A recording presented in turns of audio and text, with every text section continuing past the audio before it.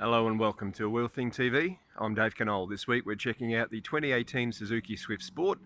Comes with a manual, 6-speed that is, and new for 2018 and for the Sport itself, a 6-speed auto. We've got the manual here. The 2018 Suzuki Swift Sport comes with a 6-speed manual or a 6-speed auto. That's right, you didn't hear wrong, a 6-speed auto, and it's an absolute ripper. It really brings the car alive. Change of the shape for the car, as you can see, the rear door frame a little bit more integrated into the roofline there and around at the front, along with this carbon fibre valance look. We've got that sharper, more aggressive looking nose, and it really makes the car look very, very assertive. Come around to the back, and as we have a look at those beautiful Conti Sport tyres on those lovely alloys, we've also got this lovely twin exhaust setup, and again this carbon fibre look for the plastic there. One of the oddities about the display screen inside the Suzuki Swift Sport, which is operated via this little info button there, is we have a blank screen and we go through to our fuel economy usage and our time on road, the actual time itself, which as you can see is an hour out now after daylight savings changed. Motion, so basically a G sensor, torque and power, self-explanatory, acceleration and brake, and they actually do move when the car's underway. Turbo boost itself, but no speed. It's left purely and simply down to that dial there rather than being shown in the middle of the screen. Plenty of legroom in the back if the driver's seat isn't pushed all the way back. And for someone of average height, that's pretty much the kind of seating position you'd expect. No electric seats. The actual seat itself does feel to be just a little bit too high up. You'd want to feel a couple of inches lower down. Traction control, forward collision alert and lane keeping assist as well. There is no parking sensors in the Suzuki Swift Sport, although you do get a rear camera.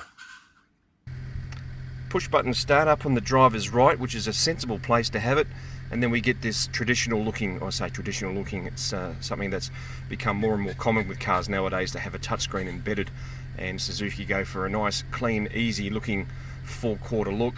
Beautiful air conditioning controls, as you can see, very easy to use, fan speed, temperature, all the information there, the mode, fresh or recirculate, aircon on or off, and underneath it's mirrored in the way that it's designed by those USB and 12-volt sockets there. 6-speed manual, as we mentioned, just a little bit too loose. There's no real sort of solid feel. There's no schnick that you'd expect with a manual. It just needs to be a little bit more machine gun in its precision.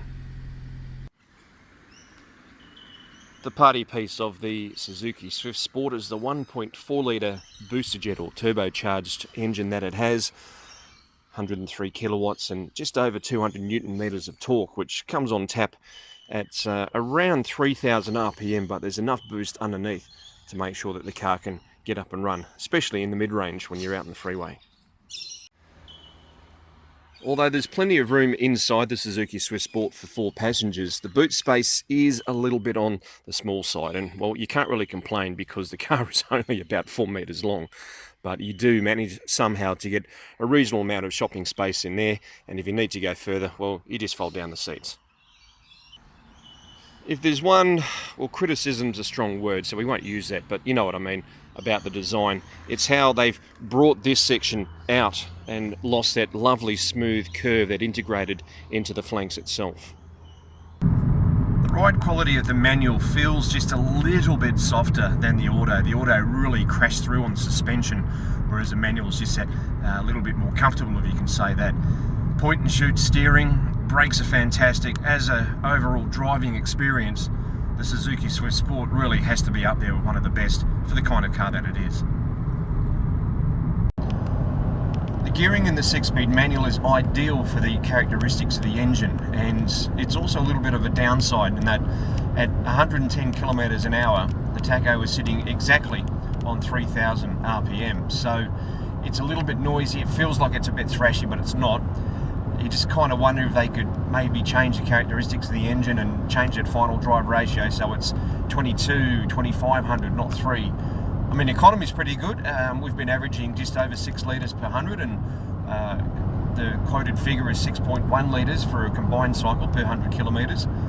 So overall it works. You just kind of wonder if they could change it and just how much more efficient it could be, and just how the driving experience might change if the rev point for the maximum torque was dropped, and of course the gearing itself, so you're not sitting on 3000 RPM all the time. Both cars are immense fun to drive, but it's the Auto that's the pick out of the two, and that's something that seems to be backed by a lot of reviewers. It's one of those hard ones. A lot of people were brought up driving manuals, and yet the Auto in the Suzuki Swift Sport is crisper, it's smarter, it's just more fun to drive. The Auto really just brings the car alive, and I think possibly with the slightly harder feel in the suspension. The manual itself isn't bad, it doesn't like to be rushed, it's a little bit soft on the clutch, and the gear selector itself is a bit rubbery. If it was a bit more sporting, potentially that might equal up the thing. Anyway, for around $26,500 to $28,500 manual or auto plus on roads, it's a whole lot of fun for the price. Check it out, suzuki.com.au. For World Thing TV, I'm Dave Knoll.